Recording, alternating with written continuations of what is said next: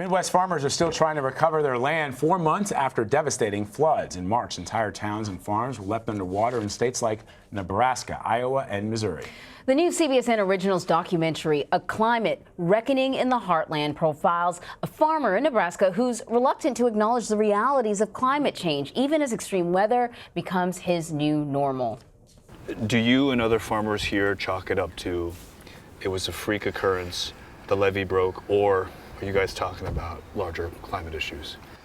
You know, I'm not a climate change guy as far as, you know, climate change, global warming, whatever, any of that stuff. Has the climate changed? Yes. So those two words go together. But am I a believer? I mean, I haven't seen all the facts, I guess, just to make an assumption on my own. But have I seen the weather change in, say, my 20-year farming career? Absolutely. Do you feel like farmers around here are talking about climate more? I don't think they're talking about climate change. They're talking about climate, the drastic swings in it. Mm-hmm. I mean, it's just like today. I mean, you're here, it was 50 degrees this morning, and it's June in Nebraska. It was 90-something last week, you know? I mean, that's not normal. The sense that I get is that people are noticing changes, but it seems like the words climate change, that's still a four-letter word around here.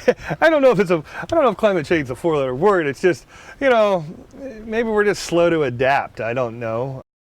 We're joined now by Adam Yamaguchi of CBSN Originals. Really fascinating, and we talked about this on CBS this morning. I'm always shocked and surprised to learn how people sometimes think about their situation, and it's happening right before their very eyes, and they're reluctant to confront the situation head on by addressing the possibility. Mm-hmm. Let's not even call it the certainty. Let's just say the possibility that it might be something that you may not have thought of. Yeah, I mean, it's a baffling conversation that I had not only with Brett, but with farmers across the region. And you would think that the people who depend on and who live and die by weather and climate would be the most attuned to the changes. And this guy, Brett, acknowledges that things have changed.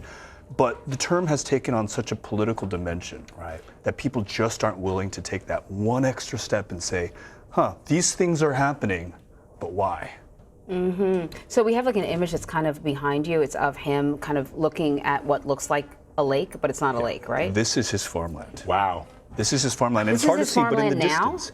Yeah, so he's got about 4,000 acres. 80% of that is still under 4 to 5 feet of water 4 months after the flooding. Wow. And it's hard to see in the background, but his childhood home, his parents' home, and his farm, the sort of the barn, mm-hmm, are still submerged as well. Wow. You know, Adam, I think you make a good point when you talk about the fact that all of the discussion around climate change has become extremely politicized, because you have one group of politicians that says the only way for us to fix this is to regulate, and for another group of politicians to say, well, regulations mean job-killing regulations. That's the only way people see it. They see it as a zero-sum game. If you want to do this, then that means you're going to do something that is going to affect our way of life, and that means we're not going to have enough money to provide for our families, our children.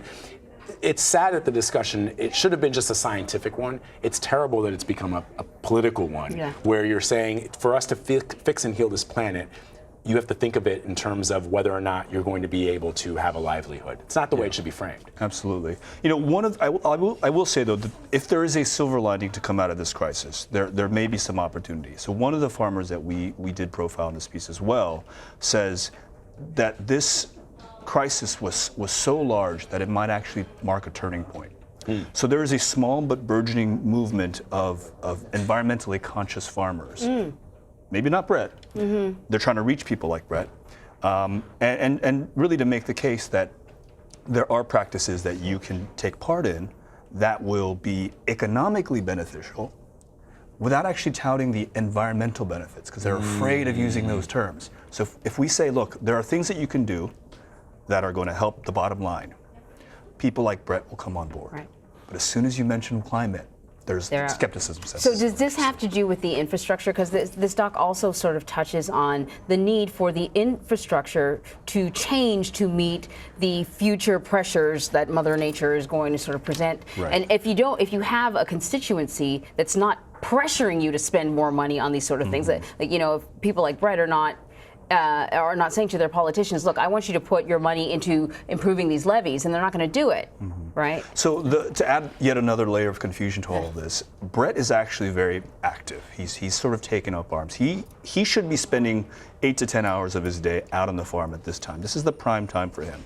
Instead, he's spending it on the phone, talking to lawmakers, pressuring the Army Corps to do something about the levee that busted, that releases torrent of water that still covers his land. So while he's sort of in denial about some of the root causes of it, he knows that he can't just sit by and wait idly. One of the issues that this region is dealing with is there were 50 levees that were busted as a result of just this torrent of water coming down. You know, we talked about the bomb cyclone in the months prior. There's just so much water, and this region was not equipped to deal with it. And the levees were built and designed in the 50s when precipitation levels were far lower than they are today. So if you want to talk about outdated infrastructure, the levees are a prime example of that. Right.